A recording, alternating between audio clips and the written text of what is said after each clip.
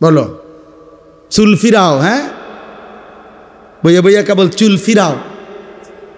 তোমারে বেঈমানে মাতাল বানায়া, প্রতিবন্ধী বানায়া দিছে।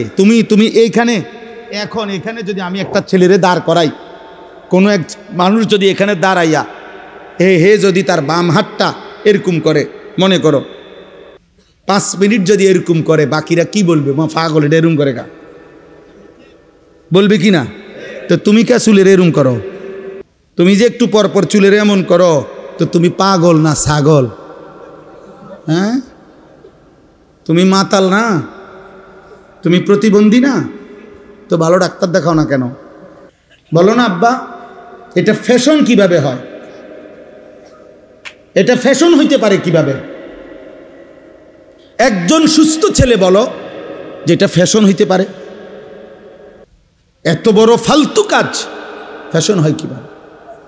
এই জন্য আমি অনুরোধ করলাম, আজকে দুশ্মন, আমার কথা আমি এই 2টা আয়াতের তর্জমা বলতে চাই।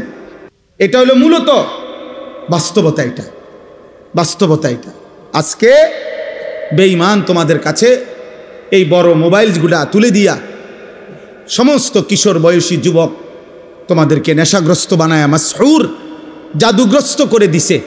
তোমাদেরকে বলে দিছে মোবাইল এটা হাতে রাখবা, তোমার টাকা দিয়ে এমবি ঢুকাইয়া চার্জ দিয়া রেডি রাখবা মোবাইল। আর এবার তোমাকে মোবাইলটা তোমার হাতে থাকবে, তোমার চুল কাটবা ডিজাইন আমরা মুশরিকরা দেব, তোমার প্যান্ট আমরা বেঈমান দেব, তোমার গেঞ্জির ডিজাইন আমরা বেঈমান দেব, তোমার রুচি, তোমার পছন্দ, তোমার হাসি, তোমার চলার স্টাইল, তোমার কথাবার্তার স্টাইল, সব কিছু আমরা মুশরিকরা দেব। তোমার মোবাইলে পৌঁছে যাবে, তুমি ওইটা দেখবা আর ওই আলোকে নিজেকে সাজবা, পরিচয় দিবা তুমি মুসলমান। আর চাল চলন আর আখলাকে হবা তুমি হয় ইহুদি, নয় খ্রিস্টান, নয় মুশরিক, নয় মুরতাদ, নয় বেঈমান।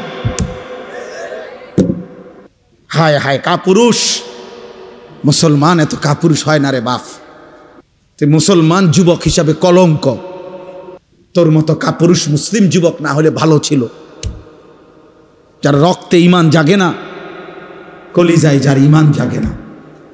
বেঈমান আমাদেরকে নিয়ে নাচে, ফুর্তি করে। একবার কয় চুল এদিকে ফিরা, মুসলমানের যুবক কহ ফিরাইলাম, আবার কয় না এবার এদিকে ফিরা, না এবার এদিকে ফিরাইলাম।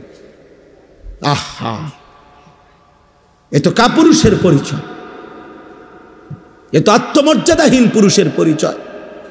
এই জন্য এই বন্ধুর কথা যদি শুনো, এই ভাইয়ের কথা যদি মনে থাকে, আমি যদি কোনো দিন আর বলতে না পারি, আজই বললাম,